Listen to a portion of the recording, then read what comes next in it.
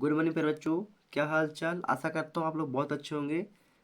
तो मेरे बच्चों आज हम पढ़ने वाले हैं केमिस्ट्री का मोस्ट इम्पोर्टेंट क्वेश्चन है आयरन समावयवता को उदाहरण से ही समझाइए। तो आज हम पढ़ने वाले हैं आयरन समावयवता किसे कहते हैं, इसको उदाहरण से ही समझाइए, है ना। या आयरन समावयवता क्या होता है, उदाहरण से ही समझाइए, है ना। क्वेश्चन है किसी भी रूप में पूछ सकता है। बस आप लोग को इतना याद रखना है कि आयनन समावयवता पूछ रहा है या समावयवता भर पूछ रहा है या ज्यामितीय समावयवता पूछ रहा है या प्रकाशीय समावयवता पूछ रहा है।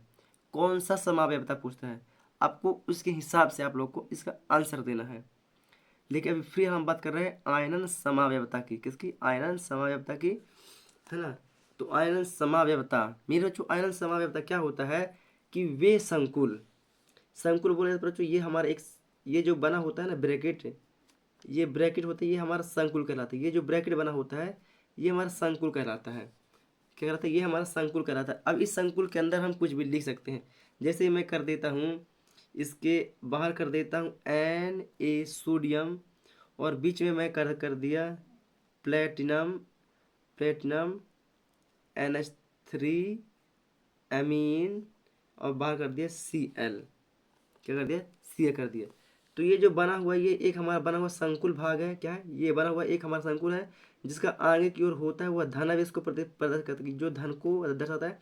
और ये पिछला भाग होता है संकुल के बाहर, मतलब संकुल के RH साइड में जो होता है वह माइनस को प्रदर्शित करता है, और जो LH साइड में होता है, जो फ्रंट में होता है, वह प्लस को प्रदर्शित करता है। किसको, प्लस को प्रदर्शित करता है ना। मतलब संकुल के आगे की ओर प्लस का भाग होता है और संकुल के बाहर की ओर का भाग कहलाता है, पीछे की ओर का भाग माइनस वाला कहलाता है। तो क्या बोलता है, वे संकुल, मतलब कि ये वाले जो संकुल होते हैं तो क्या बोलेंगे, वे संकुल। क्या बोलेंगे, वे संकुल, वे संकुल, वे संकुल जिनके,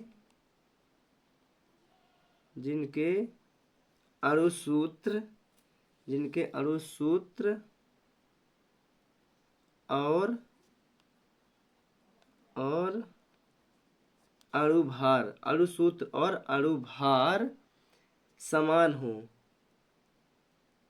समान हो, लेकिन, लेकिन संकुल से जुड़ा, लेकिन संकुल से जुड़ा, लेकिन संकुल से जुड़ा ऋणात्मक, संकुल से जुड़ा है ऋणात्मक भाग, ऋणात्मक भाग क्या हो, अलग अलग हो, अलग अलग हो।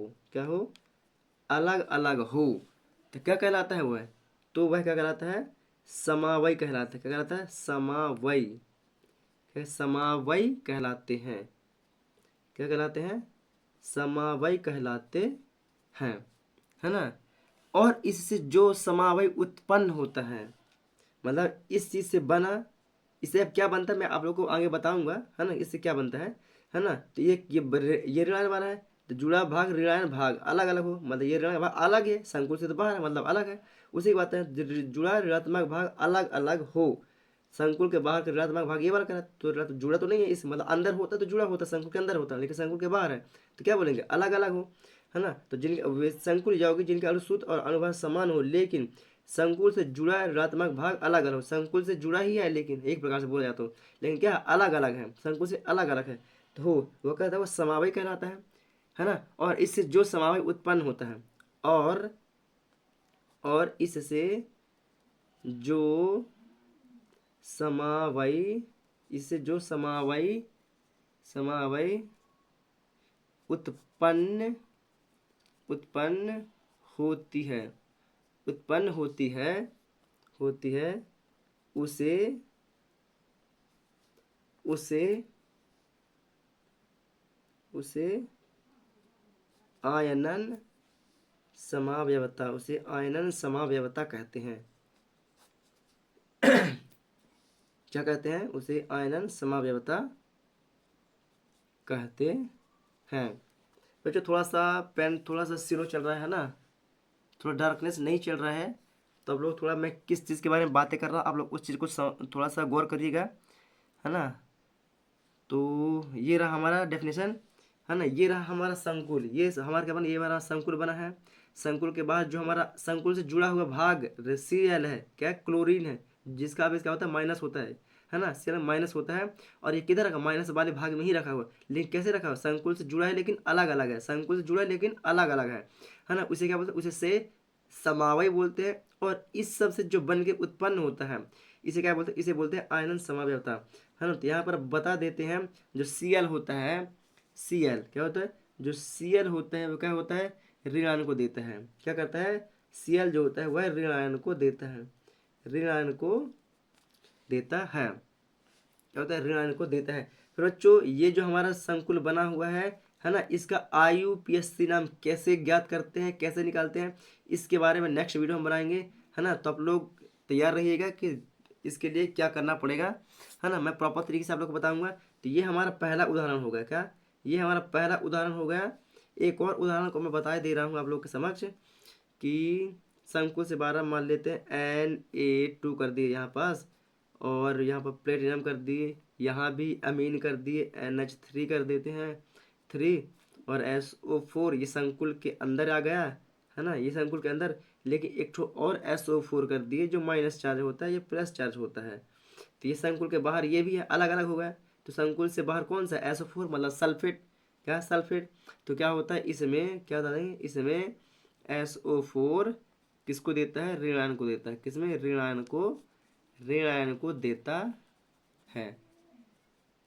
चलिए बच्चों थोड़ा सा ध्यान दीजिएगा, मेरे पास अभी प्रेजेंट टाइम में इधर पेन नहीं रख के बैठा हूँ, है ना। चलिए थोड़ा सा आप ध्यान दीजिएगा, पेन डार्कनेस नहीं है, इस चीज़ को आप लोग समझ सकते हैं।